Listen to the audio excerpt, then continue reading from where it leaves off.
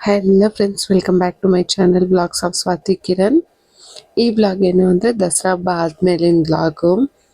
Actually ಇದು Fastrack showroom. Watch purchase ಮಾಡೋಣ ಅಂತ ಹೋಗಿದ್ದಿದ್ದು. ನನ್ನ ಬರ್ತ್ಡೇ ಆದಮೇಲೆ ನನಗೆ ನನ್ನ ಹಸ್ಬೆಂಡ್ ಏನು ಕೊಡಿಸಿರ್ಲಿಲ್ಲ ಅಂತ ದಸರಾ ಆ ಟೈಮಲ್ಲಿ ಹೋಗಿದ್ವಿ. ಸ್ವಲ್ಪ ಹೊಸೂರಲ್ಲಿ ಕೆಲಸ ಇತ್ತು. ಸೊ ಅದೇ ಟೈಮಲ್ಲಿ ಆಫರು ಇದೆ ಅಂತ ನಮಗೆ ಗೊತ್ತಿರೋರು ಹೇಳಿದ್ರು. ಸರಿ ವಾಚೇ ತಗೊಳ್ಳೋಣ ಅಂತ ಹೇಳಿ ನಾನು ವಾಚ್ ಡಿಸೈಡ್ ಮಾಡಿದೆ. ಸೊ ಈ ವಾಚ್ ನಾನು ಸೆಲೆಕ್ಟ್ ಮಾಡ್ಕೊಂಡಿದ್ದು. ಇದ್ರ ಪ್ರೈಸ್ ಬಂದ್ಬಿಟ್ಟು ಅರೌಂಡ್ 4K ಇತ್ತು. ಆ ಟೈಮಲ್ಲಿ ಓನ್ಲಿ 10% ಡಿಸ್ಕೌಂಟು.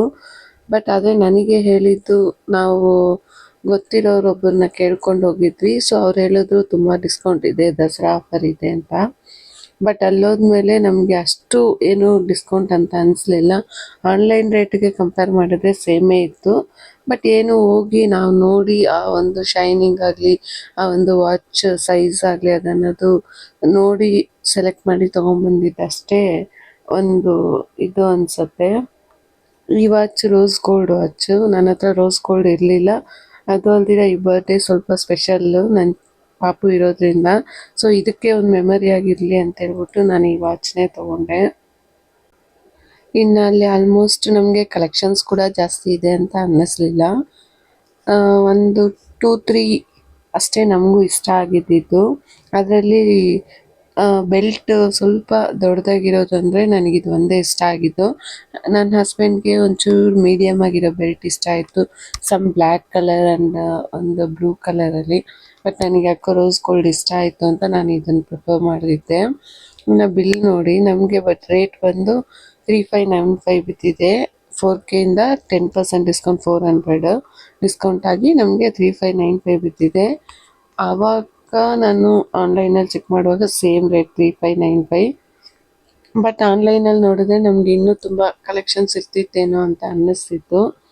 ಇನ್ನು ಇಲ್ಲಿ ಬೇರೆ ವಾಲೆಟ್ ಆಗಲಿ, ಸನ್ ಗ್ಲಾಸಸ್ ಆಗಲಿ ಮತ್ತು ಹ್ಯಾಂಡ್ ಬ್ಯಾಗ್ಸ್ ಆಗಲಿ ಎಲ್ಲ ನೋಡ್ತಿದ್ದೆ.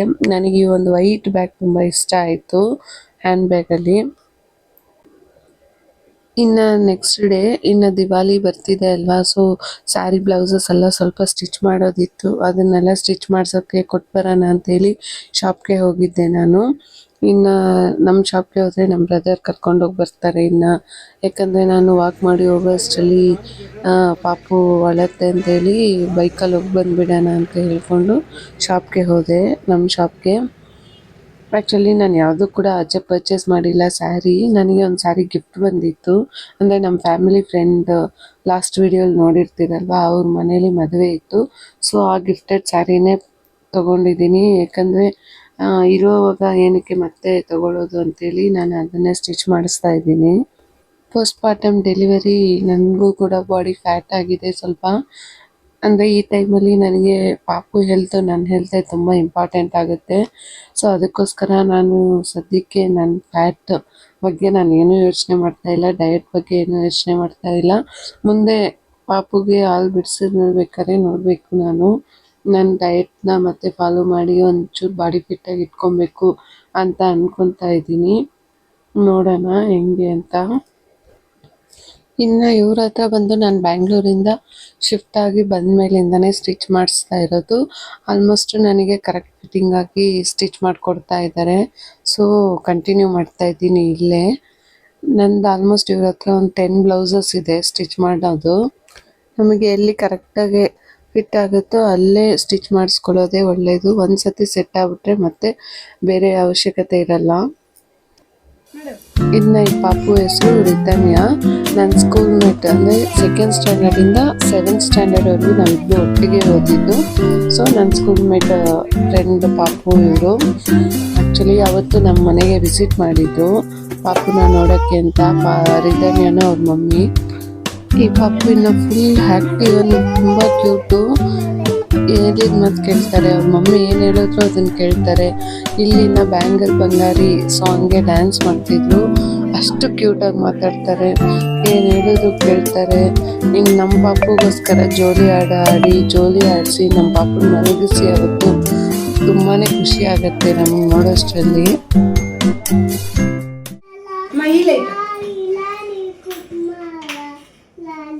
ಇಲ್ಲಿ ನೋಡು.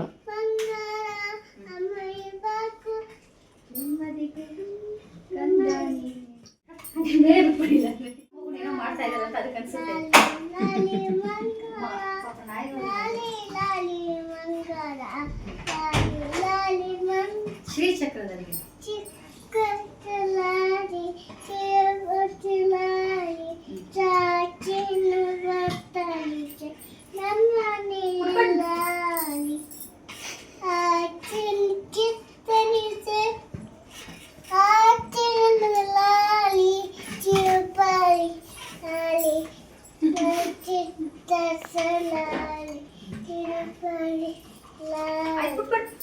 ஒன்றும் பண்ணல விடு.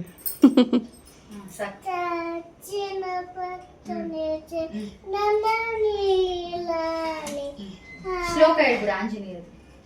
ಮನೋಜ್ ಮಲ್ಕೊಳ್ಳಿ.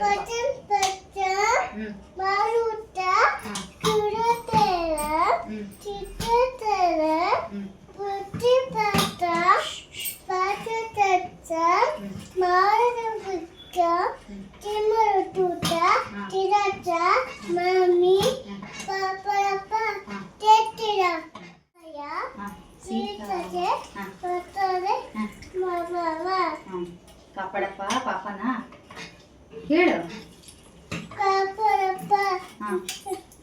ದೂರ ದೂರ ಸಾಕು ಬಾ.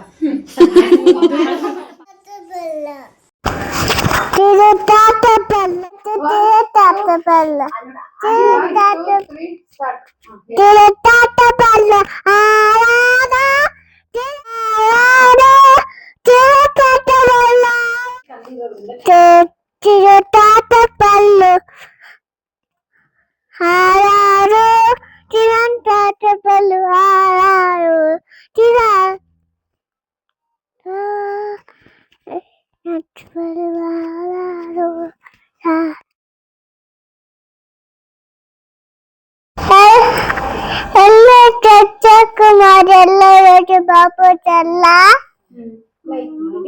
ಲೈಕ್ ಮಾಡಿ ಕಮೆಂಟ್ ಮಾಡಿ ಹಾ ಹೇಳು.